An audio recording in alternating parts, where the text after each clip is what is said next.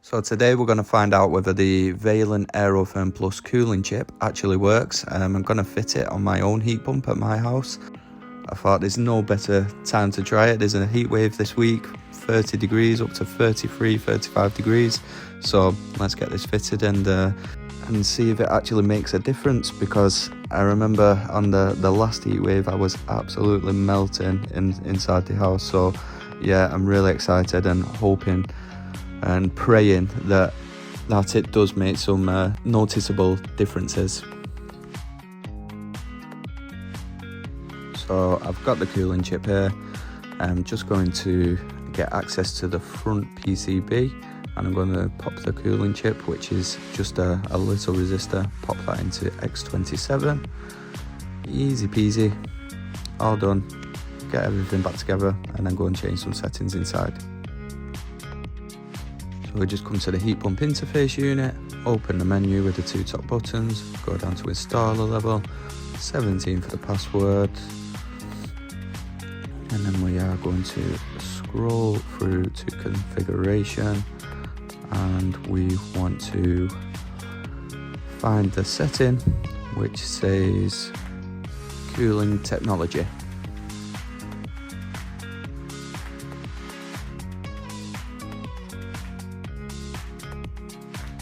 There we go.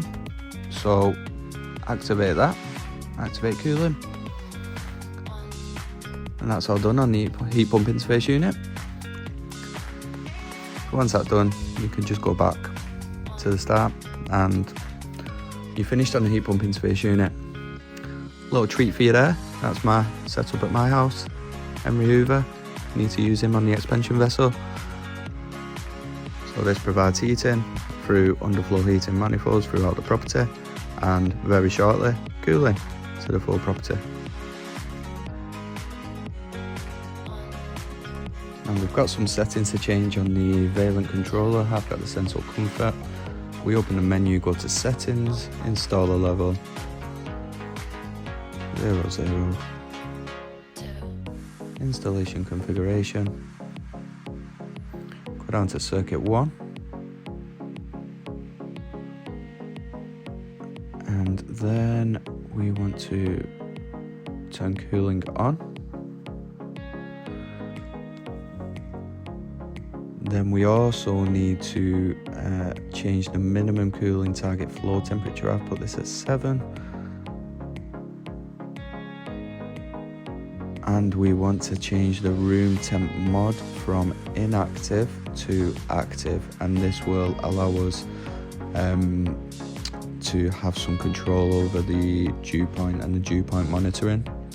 So once we turn that active, then you'll see some additional options appear in the settings, and we've got dew point monitoring, and we want to make sure that is always on yes.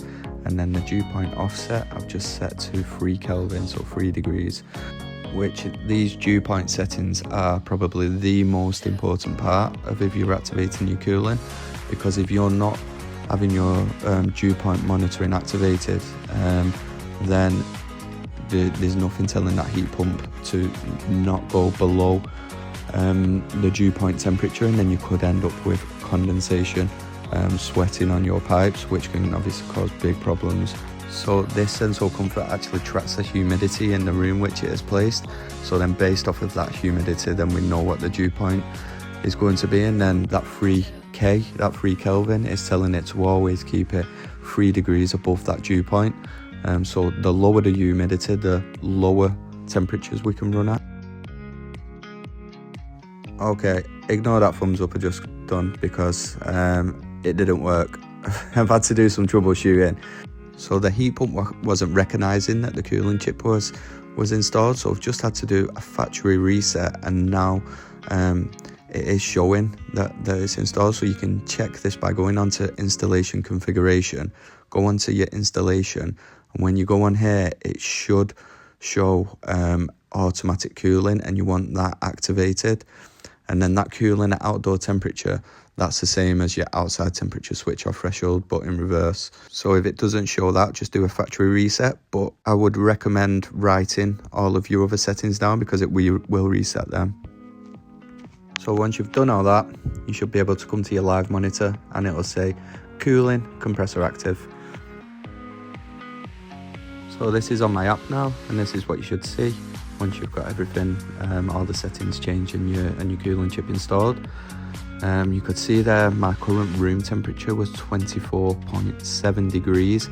So it'll be interesting now to see if we can at least maintain this 24.7 degrees, then I'll be really happy with that, because last time we had the heat wave and we was these similar temperatures of around, I think we went up to, we was between 30 and 35 degrees at the last heat wave, which was the last week in June. If you wanted to go back and have a look at them temperatures in my area in Manchester, then you can do that.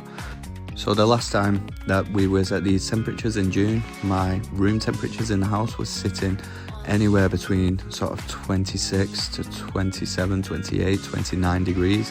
So I'm going to be super happy if we're even able to maintain this 24.7 degrees. So with the underfloor heating, we've got a large surface area which is now emitting cool water, and this cool water is colder than my room temperatures. So the heat will transfer from the room to the floor and into the pipes. So the fans are there just to increase the air movement, and this just increases the rate at which the heat can be transferred from the room air to the colder floor. So we're effectively using forced convection to help distribute that cooling. So we've had it running for just over 24 hours now, and as you can see on the upstairs underfloor heating manifold, we've got sweating on the pipes.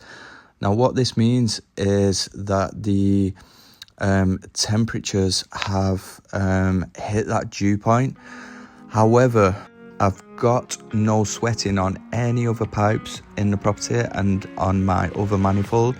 So what I'm thinking has happened is this is literally just after somebody has ran a shower. So I think when they've ran the shower, this has then raised the humidity levels, and that's what's caused it. Yeah, so you can see here, this is about 2 hours later. I've come back and everything's bone dry now. Humidity levels have gone down again since nobody's used the shower. All of the other pipe work is absolutely fine, so I'm fairly confident that was just with the shower raising the humidity levels, and then of course raising the dew point of this in particular area of the property. But that is a really good example, and it can show you that if you haven't got them settings set up correctly and you're not monitoring that dew point, if you imagine that happened throughout your full property and you had pipes running between voids in ceilings and all over the property, you know, it can cause a lot of damage, so really pay attention. So let's have a look how it's performed then over the this past 24 hours. So I'm just going to show you first of all what my room temperatures was like in June at these very similar temperatures, outside temperatures of between 30 and 35. While I'm showing you this, you'll see the outside temperature there is showing like 40 odd degrees. Ignore that because I've been lazy and not hung my weather sensor on a north facing wall. But pay attention to the indoor temperatures, which are showing, you know, 26.7 degrees there, 27.5 degrees,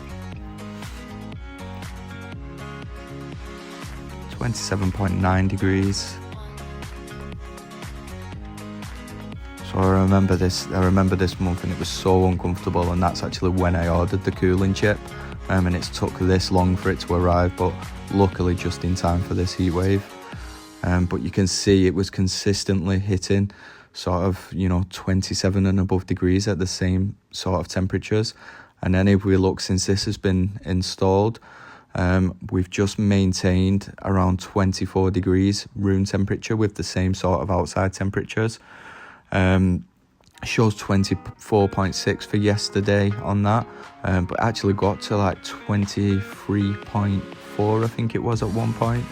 And today again 24.2, so it's just maintaining this temperature now, and honestly it feels so much more comfortable just being able to sit down there. I was absolutely blasting the fan on my face, 2 fans at once this time in June. And then just to show you, this is the local weather currently at 31 degrees. As I say, this time in June, the house temperature was just going up and up and up, sitting above 27 degrees at these sort of outside temperatures.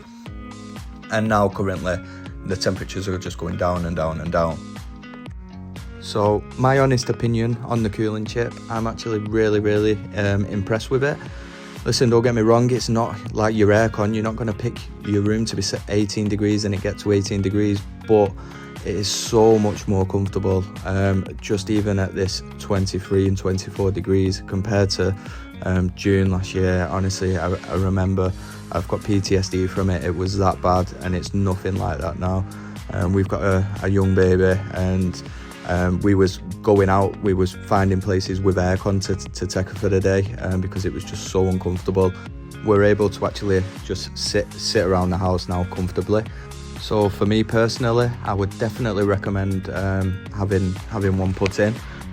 Bearing in mind, you know, my property is underfloor heating, so I haven't had the experience of radiators or seen how they perform with radiators, but I can definitely say on mine with the underfloor heating, it 100% has made a big difference for us, and I'm so glad that it came in time ready for this heat wave.